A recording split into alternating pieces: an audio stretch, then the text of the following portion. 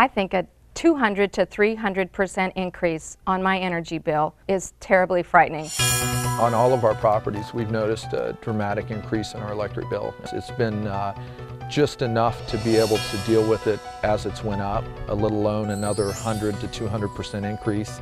It's too much. You just make ends meet now, as all school districts do. There's not a bucket of money out there that we can dip into. Everybody would have to take a little cut out of their budget to make up to pay the electric bill. If my electricity bill doubled or tripled, my options would be find a much cheaper apartment, which, I'd be losing out on maybe security or cleanliness. Maybe I have to move home. I can't afford a much higher electricity bill. We would have a hard time probably keeping a couple of our stores open just because supermarkets operate on such a thin margin. If my electricity doubled or tripled, whether it was as much as it is now, I'd have to shut it all off and do something else.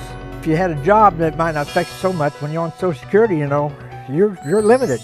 You'd have to cut down on everything you do, even groceries, eat more cereal or soup.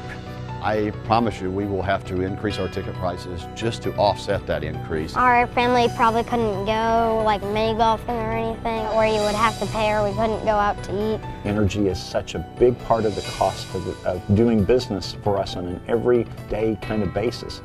If prices were to go up 100%, 200%, or even more, we have to find that money either through decreased expenses somewhere in our operation or increased prices. And both are dramatic at that level and risk our day-to-day operation. That would be the difference in my wife being able to stay home with the kids, either her going back to work or myself finding a second job. My biggest fear for my kids would be that, let's say our bill does go up 200, 300%. That money I would put back for them now is paying an electric bill just to keep the lights on. If this happens and the prices go up, our donations will decrease and it will be very difficult. I see that some food pantries, some nonprofit organizations will probably be put out of business because they will not be able to meet their expenses.